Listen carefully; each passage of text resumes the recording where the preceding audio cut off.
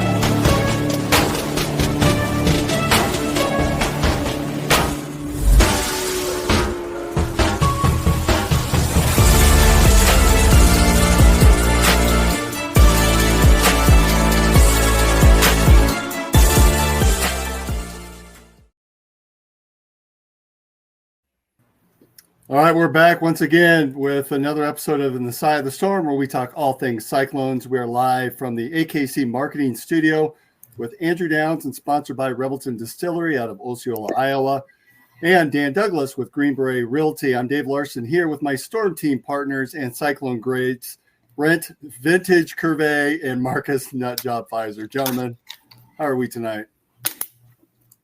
Can't complain. We here. Battling these germs these kids give us every day. But there is something going around yet again. I don't know what it is, but I think I caught a little bit of it as well from the weekend game. And here we've got some great sponsors with Rebelton. I have a feeling that there was a lot of Rebelton consumed this weekend by Side of the Storm fans. Brent, you were at the game. I was at the game. Marcus, you were watching. Brent, you're literally at the sidelines of the game. Tell us about that. Yeah, I was deep behind enemy lines, man. I was on the sidelines for warm-ups and the whole nine. I mean, I just felt like there was just such a different juice around Kansas, and I didn't feel it for us at all. I mean, the fans were, in my opinion, I thought the fans were okay, but I felt like how we are, that wasn't like the Iowa State fan base either. So it's kind of seemed ho-hum. I think, playing in the Chiefs Stadium might have finally got to a team, maybe, some of that. And we get to play in this NFL stadium, some of that awe factor, maybe. I don't know. But it just, we didn't have the energy I thought that we needed. And Kansas was like, this is a home game. Let's just knock it out. And they did what they wanted to. So we can't buy a game. We can't win a single game in Arrowhead. I don't know what it is with that playing in that stadium, but Iowa State is like 0-3, 0-4 there. I mean, you think it's just it's Jack Trice South essentially, but I don't know, man. I mean, I think we travel well because I saw a ton of Cardinal gold, but yeah, I don't know, man. I think it's still somebody off. Like I said, some guys know they'll never play in an NFL stadium. And being in there, it's like, oh, man, it's kind of cool. This is where the Super Bowl champs play at. This is where they practice at, so on and so forth. So I don't know. I'm not to say that that's what it was, but it just didn't have any juice. Well, you're right. Walking around the tailgate lots, I was down there with our own Chris Shipley, and I know we were all trying to connect, and I think you just got I think everybody was sort of, hey, there's Brent Gervais, and grabbing you and chatting with you. And then, of course, you had some obligations with your son and your family with the KU sidelines there. But that was a tough game. So you think that the KU team themselves were more up for the game because they had a chance of playing Arrowhead, where Iowa State maybe didn't get as jacked for it? Well, no, I think this was like maybe their third game here, something like that. But I mean, the reality is Kansas was like a really good two-win team. Because majority of their losses came down to, you're talking about lessons down. They're not a bad team, and for whatever reason, they were clicking on us. But I think the familiarity with them being there, not as fazed by it. You know what I'm saying? And again, I'm not saying that we were fazed by it either, but I didn't feel anything. Being at Jack Trice, obviously that's a home stadium, but we're 3 hours, not even full 3 hours south, and it just didn't feel like we came ready to play. Brent or Marcus, from your perspective, watching it on TV, what kind of vibe did you get from it? We were in the stadium. I guess, probably ignorance from my perspective. I sort of had the thinking that maybe they would split up the fan bases, and as large as Arrowhead is, we would have like a bowl game. We would have half the stadium. KU would have the other half. And Brent, that's not how it was at all. Just like any team that comes into Jack Trice, they get that sliver of pie in the stadium. And basically that's what happened to us.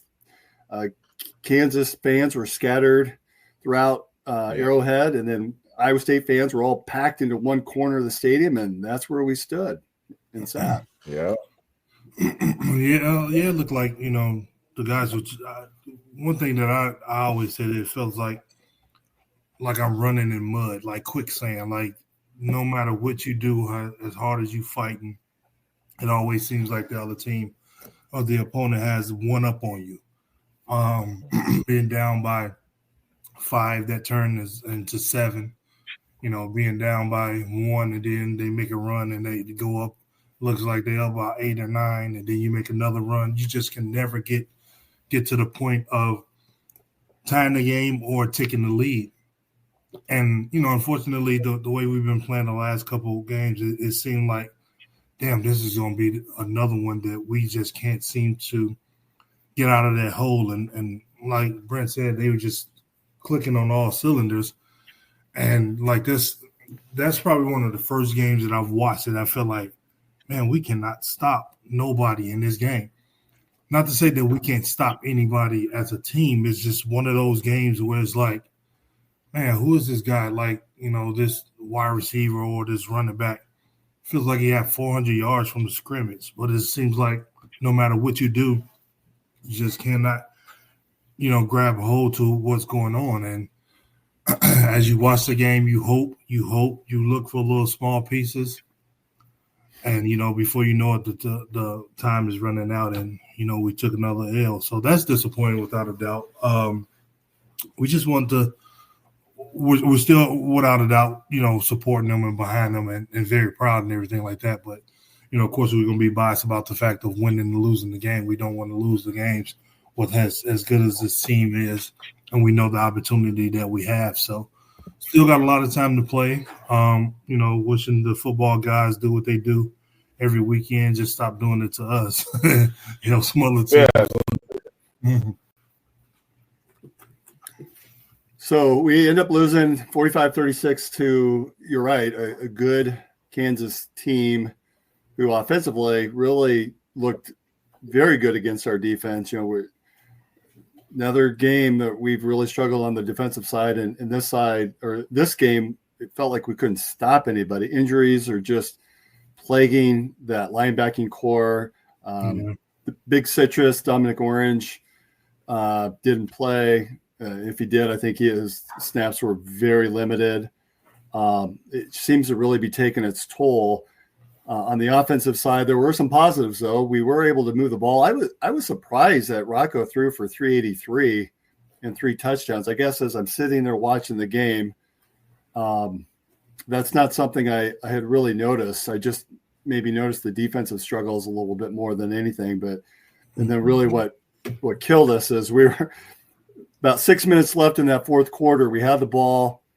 We were down 38-28, and I felt like, if we could score here, I think this game, we're going to pull this out. That's when Rocco threw that pick six, and that was pretty much ball game right there. Yeah, he threw for a lot of yards, but I think if the competitor I am, I'm sure he's probably the same way. I think he would rather to have thrown for less yards and to get the win. You know, I've been in some games where, you had 40. Yeah, we lost. You know, like, and it's an important game. Like for me as an athlete, that was always, I'd rather have lower points and not do as well and us do better as a team and to win the ball game than to worry about individual stats. And, that would have been a good one to get. A lot of people have told me, man, Kansas only won 2 games. And I'm like, if you understand the Big 12, you understand that they should have more wins than that. And just because they only won 2 games doesn't mean that they're not a good ball club. And, as they've been showing and playing as of late, they've been showing why. They can win games like that. So, Brent, from a defensive standpoint, you had a unique perspective than the rest of us did. But, that was something that, I guess in retrospect, are there things that you expect to start seeing out of this defense or scheme-wise to adjust for all of the injuries that we've seen thus far and not knowing who's going to play from one game to the next? Are there things now that John Heacock could start to implement to try to change the game a little bit? I mean, it's just going to be tough. You kind of game plan for the guys that you do have. I mean, I've noticed all year, though, we've rotated quite a bit, especially in the back end and secondary. But, I mean, we're not getting any pressure on the quarterback. We're really not making him, change up his read on that. Like in the beginning of the game when Kansas had like that 70-yard bomb or something like that, like nobody's getting home. And guys aren't getting out blocks, man. That just makes for a long game. So, I mean, in my mind, if you can't beat them straight up, you're going to have to start pressuring them. So I would assume some sort of pressures are going to have to come. I mean, obviously you want the younger guys to kind of, slow it down and make it easy so they can read. But at this point, we got 3 games left? Mm-hmm. Yeah, whatever. So, I mean, it's, we can't get healthy and we got to start, we're already plugging and playing, but I think more pressure kind of helps us a little bit because we're just not winning our one-on-ones up front. And that's always a recipe for disaster. The locker room. What do you think that those players are going through their heads? What are they saying? What are they doing? Now, this is something you lose 2 games in a row after coming off that high, being 7-0 and losing the way that they did against Kansas. What's going through those players' minds at this point? Man, one, this is the downside of social media because all of that overrated stuff is being sprayed in their face now like crazy, right? From starting off, super hot and backdooring now to dropping these past 2. I wouldn't doubt if some of that social media is getting to some of the guys, but I think this team is super, super resilient, and I don't think Campbell will allow them to stay in that space for long. I just think it's going to be one of those they have to continue to preach who's up and give them as much repetition as they can to get ready for the next week, man. But drown out the naysayers and don't worry about nothing outside. As hard as it is, but they gotta kind of stay away from it. One thing I've always admired from you two is your perspective of when you played, it's one game at a time. As fans, we start thinking, 3 in a row, 2 in a row, 4 in a row. We start thinking down the schedule already. Is that kind of the mindset of today's player? That are they truly sitting back thinking, hey, we got to focus on Cincinnati. That's all that I'm thinking about.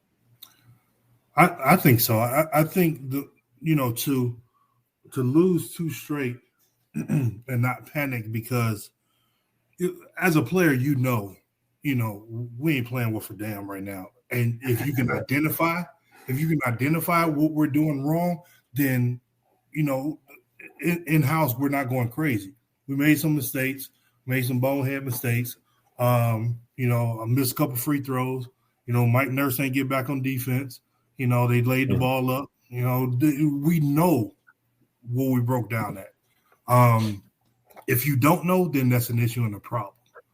But if you know how to understand that we're all still together. We made some issues and made some mistakes. We just got to correct them. And the next team that, we're going to be facing, we're going to be looking to correct that and change that and get back on the winning ways and the winning streaks that we were on. But if you don't know and understand that, then that's pretty much saying the season has been luck, not necessarily feeling like it's, you're overrated. But if you can't understand how good you are as a ball club, then it sounds like you just feel like the season has been luck. We, went 7-0, 8-0, 9-0, 10-0, just lucky, or as a good ball club. And if you know that you're a good ball club, then everything is good. Practice has been held the last couple of days, though. I bet you that much. I bet you they've turned up practice, focusedness, all of that has been turned up, just to a higher level.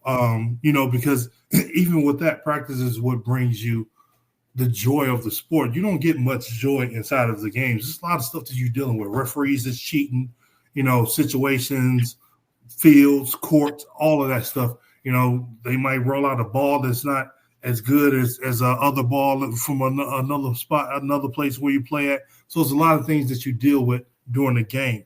So in practice, that's the time we had the most fun and we locked in. And unfortunately, we have more games in basketball than football. But I can imagine having to wait the next whole entire week for the opponent that we're going to play after having good practices. And you're both coaches today, and have coached. What are you looking for? What are you doing as a coaching staff at this point? We coaching on a different level. These kids we coach, we just hope they put their phone down. Right. Man. Leave it at the door, man. Shit. Right. I mean, in college, you have to understand, like, those are grown men, and for all intents and purposes, a lot of them are pros, and you're dealing with a different level. Like I was telling my wife before, like, there's not no arrogant type thing, but there's only low of a level of kids that I would coach.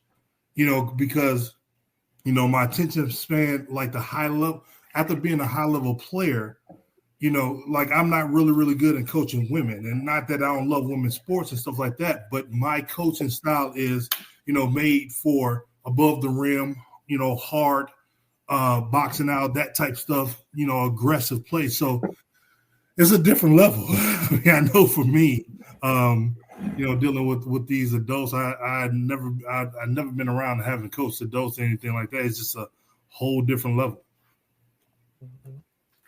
Yeah, I mean, I think to kind of piggyback that, man, it's just we got to flush the bad, right? We studied it. I'm sure they watched it.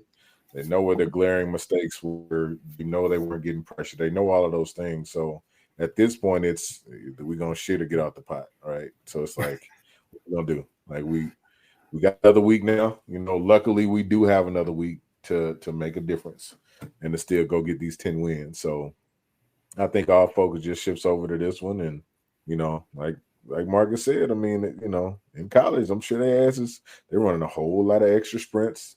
It's a lot more gas than they normally would. It was all good when we was, 7-0. Coach was like, hey, call it up. Everybody line it up. Everybody like, He's like, hey, you know what? Call it up. Now, you dropped the one. They're like, all right, now. All right, we're going to do 2. But you dropped 2 in a row? Oh, yeah. Get y'all ass on that line. Let's go. We're going to run till I get tired, because obviously we're not finishing ball games. We're not doing that. So, I think that's the thought process, man. Got to lock in and get ready to go next week. All right, so I am an unapologetic shill for Iowa State. Basketball, football, track, you name it. I don't care. I'm a full supporter. Tell Cyclone Nation right now what to expect these last 3 games, or we'll just focus even on Cincinnati. What do we have looking forward to, and why should we continue to come to games? I mean, shit, it's in the fight song. You can't rock with Iowa State and not be a loyal son forever. But I mean, it's just, it's always there's a speed bump in the parking lot for a reason. Sometimes you got to slow down. Things get, they seem good. You might have to slow down a little bit, gather your bearings again, and then we can take back off. So it's one of those small little speed bumps, man. I think we'll get right back on track. Back in Jack Trice at night too, right? With the night game. So I think this puts back where we need to be. Because once you get back winning, trajectory goes right back up. So how about you, Marcus?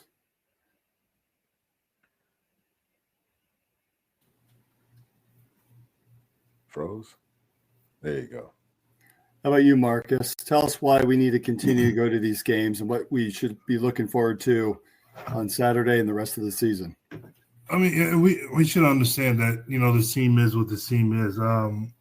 Like I said, we would have loved to have gone undefeated, definitely made it to the playoffs with an undefeated record, being one of the top teams in the nation. But understand that, there's going to be bumps in the road. And if we understand that this team is good and we just lost 2 games, it happens. Kansas City Chiefs, we're talking about down in Kansas City. They're 9-0 now, but a couple of these games, they just won by block field goal. Like how many block field goals do you see during the game? But the football guys stepped in for them again, and they 9-0. So it can happen. And there's a couple other games throughout the season where we can say that they could have lost 1 or 2 more. So if we take it in that perspective, knowing that we're good, we faced some good teams here of late. Battled the storm and won. Lost the last 2, but understanding our issues and our mistakes and correcting it. So don't jump off the wagon yet. All right, I sat down. I started a dissertation. I tried to shorten it up a little bit, so bear with me. I trust in Matt Campbell. So Matt Campbell's won 53 games. Obviously, we talked earlier in the season. He's the winningest coach in Iowa State football history, has the best winning percentage. And we're talking about some stalwarts like Johnny Majors, Earl Bruce, Dan McCarney, even a guy by the name of Chiswick that went and won a national championship game. Number 1 on that list is Matt Campbell. Believe it or not, we're undefeated against Cincinnati. Beat them last year. And Campbell obviously is 1-0. We're 4-1 against Utah. We are 53-50-4 versus Kansas State. Campbell himself is 4-3 against Kansas State. Cincinnati, our friends have lost 2 straight. Most recently last week against West Virginia, who Iowa State has defeated. And they also lost by 1 point the week before that against Colorado. And their head coach, if you haven't seen, is already complaining about the turf at Jack Trice Stadium, complaining that it's too slippery, that they slip and slide. So that that's going to be in the coaching staff's head, in the players' heads, hearing their coach talking about that before this game. That was probably not their brightest move. I totally agree with you, Brent. It's a night game. I think fans are going to get jacked up. That I feel like our offense is starting to get some flow to it. I was really shocked that we had as many yards as we did. We had 400 and some odd yards, 383 passing yards. It didn't feel like it, but we did it. And that seems to be a good sign. I come back to games where we've had our back against a wall. I think of the Oklahoma game in 2017 where we went down there, had lost starting quarterback. This third-string guy by the name of Kyle Kemp shows up, and I think that was one of the debuts of the John Heacock defense too, with a 3-man front. And we ended up beating Oklahoma by 7 in their own place. I think back to a couple games in 19 and 21 against Texas at home where we beat Texas. A couple of those were night games as well. We've got these last 3 games. We've got Rocco Beck, who guy's only a sophomore and is breaking Brock Purdy's records. I mean, that's pretty incredible. We've got Jalen Noel in his last season, who last week had 160 yards receiving, 2 touchdowns. We've got Jaden Higgins, who's been a little bit quiet, but what he can bring to the table. We still haven't really seen the best of Abu Sama yet. I think he's due for a breakout game. I still trust in John Heacock. I know that defense has been pulverized by injuries. I think he wants to prove something to Tyson Veit, who was a former linebackers coach for our Iowa State defense, is now the defensive coordinator at Cincinnati. Something about going up against your mentee. I think there's some ego involved. I think he wants to show him who's the mentor, who's the top dog. So I think he's got that. Something just tells me now that he's seen some of these young kids play that he wants to come out. He's going to do something. I don't know what it is. Something tells me he has something up his sleeve, whether it's a little bit of magic with a different look or a different field. I think he's got something. So again, another night game. I think we owe it to this team.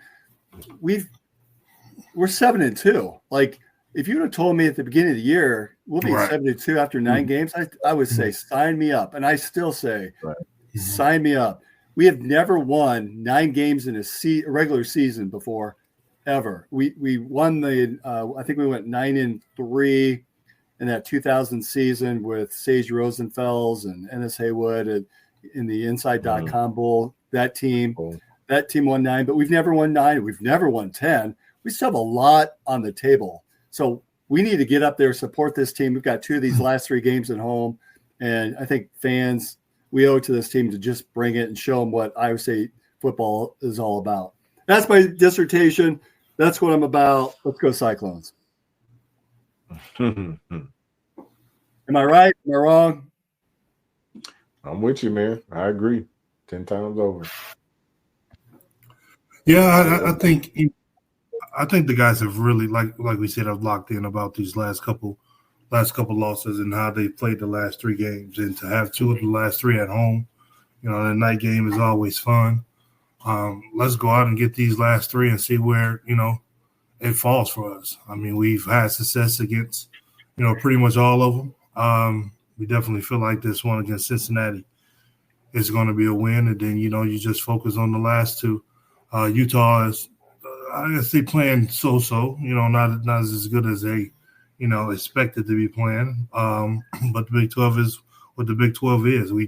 I don't know if we expected BYU to be doing what it's doing this season, but it is what it is, and we're just going to finish this thing strong. All right, this feels like a good time to take a pivot and talk a little bit of basketball. So, believe it or not, Chris Shipley has again handed me the keys to the car and put some faith in me. So I'm going to see if I can flip it around here without ending the stream and go to a commercial break and hear a couple words from our sponsors.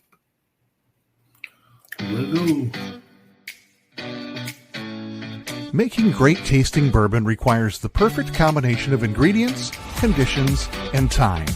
The longer it rests, the better it tastes.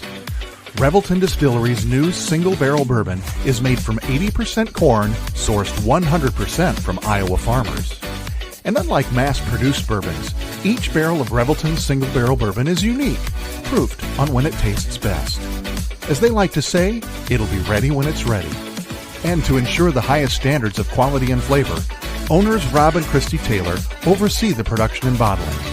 Every single barrel. Iowa born, Iowa aged, Iowa bottled. Try the new single barrel bourbon from Iowa's own Revelton Distillery. ReveltonDistillery.com.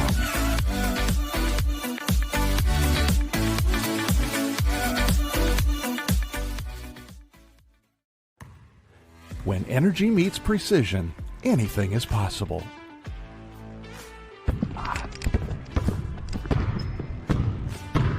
I'm Carter Hawley, the Chief Energy Officer of the Iowa State Cyclones.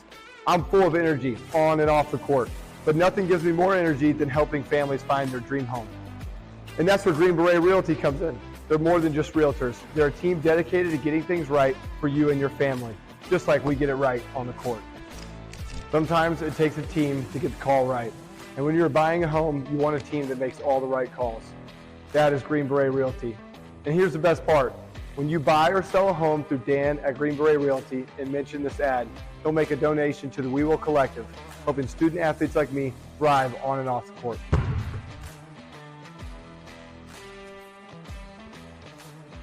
Green Beret Realty, because getting the call right means everything. All right, we're back to the podcast and the side of the storm. Guys, Chris actually stopped down to Revelton on our way down to Kansas City, and he whipped out 3 bottles of the new stuff that Revelton has. And I thought he was going to share it. I'll be damned. So Rob Taylor signed all 3 bottles.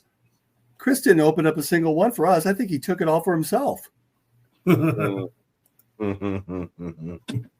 you guys laugh. I guess perks of the job. I guess you run the show. I mean, Well, I'm hoping that maybe he's saving it for this weekend's game, with it being a night game. I'm sure he's going to be out there with that bus tailgating all day. So we'll see.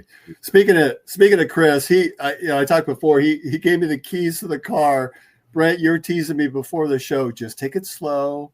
Just just be easy. You guys don't crash. Do you so far so good. So do you remember the first time that you got your keys to the car? Your literal car? To our own car or just to drive? Or mom and dad's car, yeah.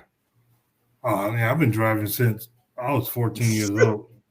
Right. Down in Louisiana. So if you had a disabled parent, my mom had arthritis, so they had a program where you can take a class, whatever, and take the test. And if one of your parents was working, the other parent wasn't working, then you can get your license early. So I've been driving since I was 14 years old. Taking care of the family, little brothers and stuff like that. Did a whole lot of driving to AAU with my AAU coach, because I was the only one who had license and everybody else didn't. And he had license. So 2 vans, Louisiana to Boston, Louisiana to Cocoa Beach, Florida. Just me by myself with other guys, in the van with us, and just me and him. So I've been driving for a long time. I love driving. My wife had to, get me off and under the wheel all the time, but I've been doing it for a long, long time. Well, yeah, because you like driving to Pizza Pit, driving back to Ames just for pizza. That's when we was in Chicago. That's easy work to what we doing now. Like where Junior is in Twin Falls, Idaho. That's a good 8 hours, and we'd get up and one day straight there and stay there and then come back all in one day. So it's easy for me. It's therapeutic. 14? You're driving by yourself at 14? Mm-hmm. Wow. Yep. How about you, Brent? I think I was 15, but I couldn't remember. I know what my mind was on. It wasn't on driving at that age. But I don't know. I was probably having to get the keys so I can go, driving the car. Right. That was it. Pull up to your friends like, "What's up, dog? Yeah, I'm around the corner. Y'all trying to ride?" I probably picked up 4 of my boys and we just rode to Celebration Station or something, or the gas station back then. We go to this racetrack gas station off the interstate, and that was a hangout spot. But yeah, I didn't. Man. Well, I'm like you. I can't really remember when we started driving at 14 as well, because in Iowa that's just the age. Now I think it's changed, but 14 we could drive, and I feel like this is more like driving my firstborn home from the hospital. Like, stay away from me, left and right, going a little bit slow, a little bit cautious, and making sure I hit every red light. There's no California roll. That's what this is like tonight. Yeah.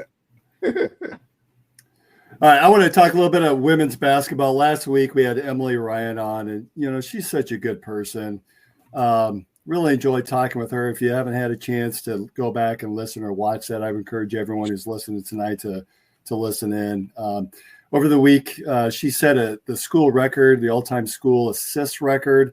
Now has over 800 in her career. They beat Indiana State 64-42 last Thursday, and then followed up with a win over Southern 84-56. Been really impressed with Sydney Harris. She's a transfer from TCU. Started her career at Central Michigan. She has a little bit of toughness to her that I like and that I admire. You know, Marcus, you talk a little bit about coaching athletes and males with that little bit of oomph to them. She's got that. I really like her game. She's inside, outside, just going after tough rebounds, plays defense. For those of you who may not have been able to watch, Marcus, I don't know if you had a chance to work with her, but Audie Crooks has this Euro fadeaway jumper that she's been rolling out that doesn't really have it down just yet. But I tell you what, if she can start hitting some shots that way, she's really going to be unstoppable. Oh, yeah, I would love to see that. I mean, the game is evolving. Her game is evolving. You know, her freshman year is under her belt.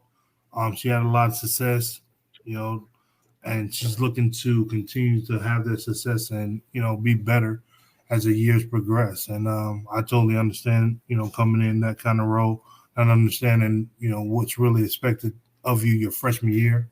As a sophomore, you feel a whole lot more comfortable.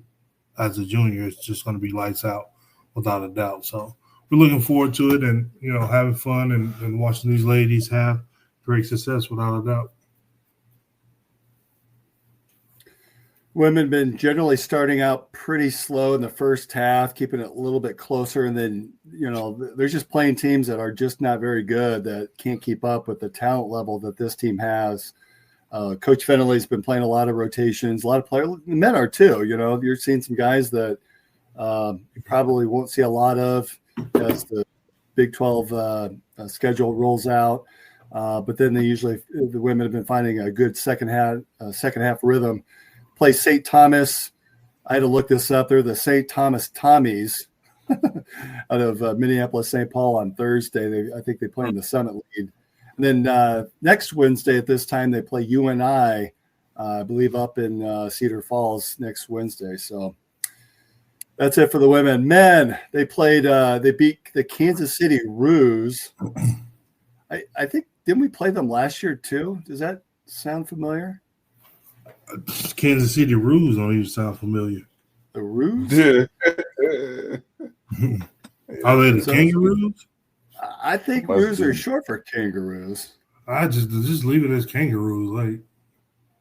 They call them they called the Roos all night. You know, it's kind of fun to listen to them because BJ Shapen, who I haven't heard forever, was calling that game on ESPN Plus. Mm-hmm. Which, can we talk about how crappy ESPN Plus is? Oh, it's awful.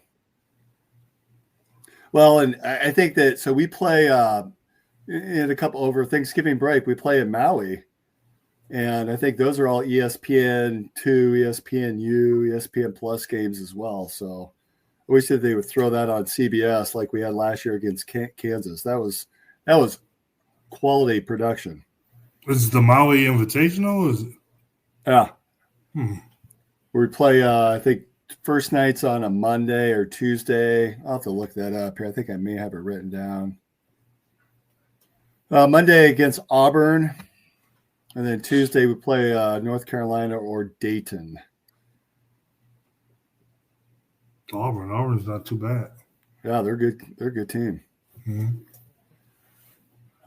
Maybe some news that came out of this last game or last couple games. Conrad Hawley, who we just saw on the commercial there for Dan Douglas Green Beret, hurt his shoulder in last week's game against Mississippi Valley State, and so he was on the sidelines, not available against the Roos on Monday. I'm not sure how long he's going to be out, but sad to see that because he brings a lot of energy to the game, and it's always fun to see Conrad get inserted into the game towards the end of the game. Mm-hmm. Yeah, that's unfortunate. Hopefully, you know, it's not nothing severe. It's just a little bang up. So these are, you know, I consider these a lot of tune-up games. Marcus, I'm not sure if you've been able to catch any of these games, but any highlights that you've seen in terms of things that you're surprised with, or is it status quo? This is definitely status quo. I watched, you know, the first couple ones, and like these, I used to call these slow games. Like it's like you're going to win it. The game is cold because you know you're not going as hard as you should be going or could be going. Don't really want to go super, super hard because it's not You're not trying to do anything to get injured before the season really starts or the conference starts. So it's like one of those games that like you happy to be able to play a game, but it's like, man, we're ready for this game to be over. And it doesn't matter the points wise or how bad you beat the team, or if you up a lot, then the starter's not going to play much anyways. But I guess that's to me why it feels like it's such a cold game, because now you're out the game, got cold sweat on you, you're sitting on the side, you're yawning on the bench, you thinking about what's going to be in that pizza pit box, what we're going to do after the game and stuff like that. And it's just one of those games that has to be on the schedule. And not to disrespect any other teams, but it's just like, I'm a guy that loves competition, and competition to be higher to overcome that than to, picking on a little brother or something like that. So that's how they feel to me. Wait, so what's Eustace or Floyd saying to you if he catches one of you guys yawning on the bench? That's a good question. I mean, if it's in a situation like if it's in a situation like that, and we know we're not getting back in the game, my shirt is untucked and shoes untied. You're playing the Kansas City Roos and you're yawning on the bench. Is that? That's probably coming out at halftime. We're not going to have you out there much longer. So you expected it, and it goes that way. So you go out there for a couple more possessions. I mean, you go out there and you go on a 12-0 run. They're definitely not keeping us out there, no longer than that. So let the young guys play, come off, go to the bathroom a few different times, just go to the locker room, come back out. It's not, like I said, I don't want to make it seem like it's a boring situation, but it's a boring situation. And, if you're tired, if it's an early game and you want to get out of there, you think about the football game and stuff like that. Like, you think about other stuff. So that's how it is. That's how it was for me. Hey, Brent, similar question. So, I sit fairly close to the sidelines, and I look down, I see some of those players wearing shorts, and I'm freezing my nuts off up in the stands. And I've got so many layers on. I have a heated vest, and those guys are down there. They can't be warm. Like, is there a rule for the players? Like, hey, look, I don't want to see X, Y, and Z. Like, I don't want to see you crying about how cold it is. I don't want to see you wearing a coat. Like, are there sideline rules for the football team when it's cold out or hot out? Not really. I mean, there's usually heaters on the sidelines too. So 9 times out of 10, if you look at those same guys that are walking around, as soon as that offense or defense leaves, they're right over there with the heater. So, I mean, because they know, shit, if it's cold, you'll get cold. I know a lot of these kids will be tough and, I'm good, I don't need it. Then you get to see them as their hands get closer and closer. They start moving a little closer and closer to them heaters too. I do see that. Yeah, I'll start off hands in the pocket. He's go up, and then you see them start moving like this all through everybody, and that means it's over with. It's time to not be cute. Well, it is interesting to see the rotations. I made reference when I was recapping the women, though, that it's interesting to see some of the different lineups that are being intermingled. And it's not going to look like that. TJ historically has played 7, 8, 9, maybe 9, but primarily 7 or 8. But there's some talent that's out there that between the bigs, and I know that Curtis Jones and Milan has flip-flopped on starting assignments. So I'll be curious to see what that rotation looks like as we turn into January in Big 12 play. Yeah, I'm sure TJ has in mind like the core group of who he's going to go with, and the whole team knows exactly what it's going to be, and it has to be that way. No egos, no anything like that. You have to have that cohesive group of what we're going to do to have success and win. And that's what you roll out on the floor each and every night. Hopefully no one gets injured or anything like that. Nobody gets sick. But if you do, then you have the next guys that's going to step up.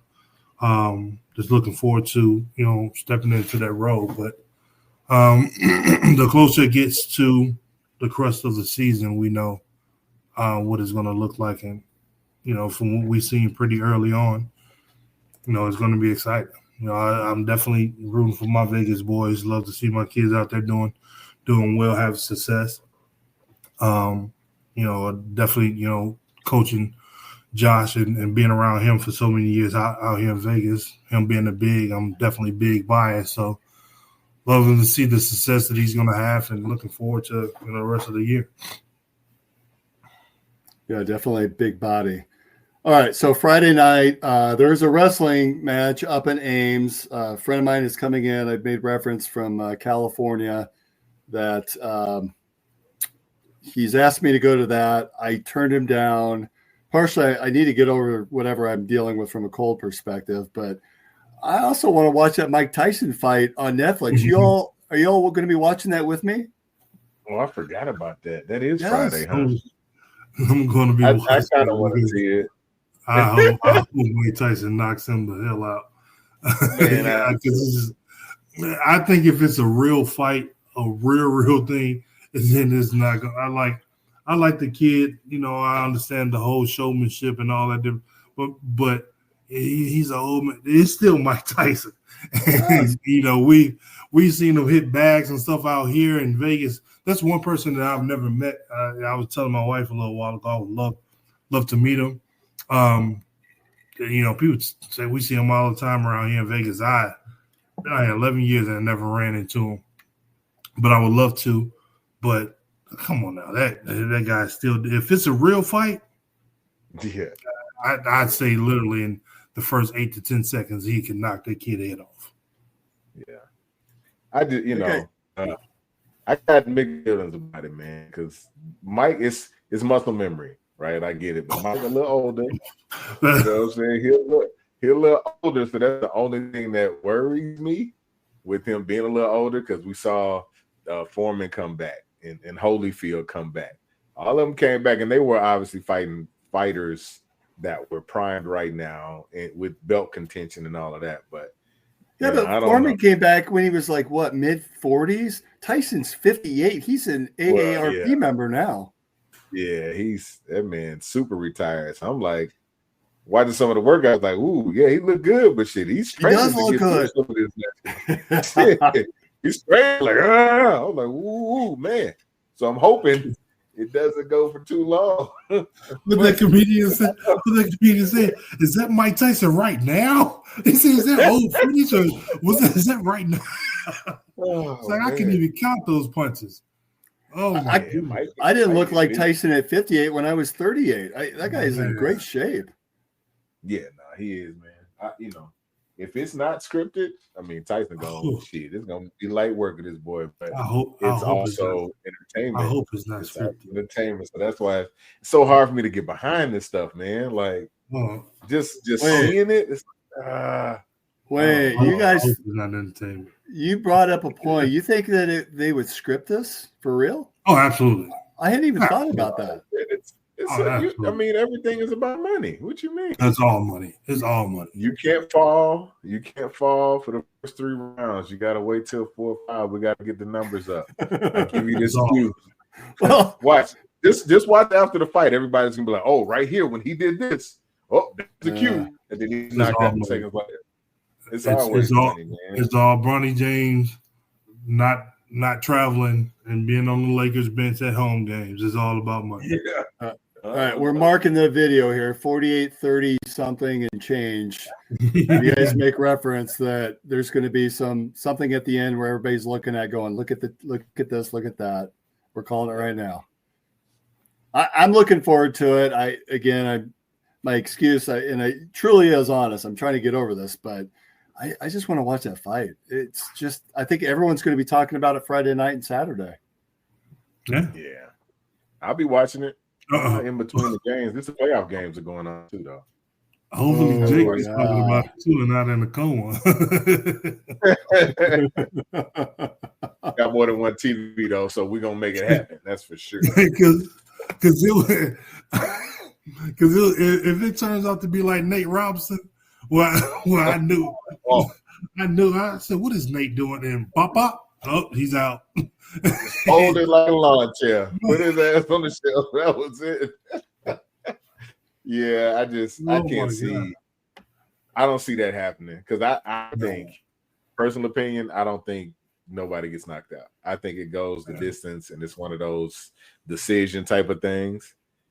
Okay. My personal opinion, I don't know. I think because they want the viewers up, and everybody's going to be hanging on to their seat for a knockout. But I don't think Jake is going to knock him out. I think it's going to be one of those. He might, catch him, but I don't think it'll be a knockout on either side.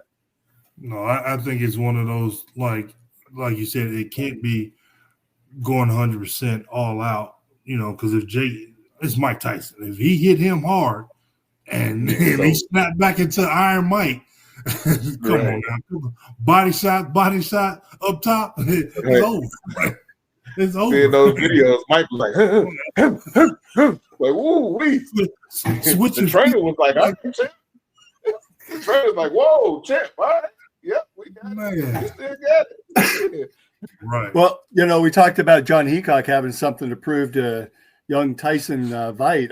I think Mike Tyson's got something to prove. We live in this world, this aura of Mike Tyson that he had all those first round knockouts within 30 seconds, 50 seconds. I could see him coming out aggressively and just trying to put him down within the first couple of rounds. We'll see. I mean, I hope he does get lost in old Mike and just whoops this kid ass. That's what I really hope. Like, I hope he just like, because you can tell in some of these interviews, he's like, all right, I done had enough of these games and shit. Like, okay, we're doing a lot of talking. You say, all right, this young boy talks a lot.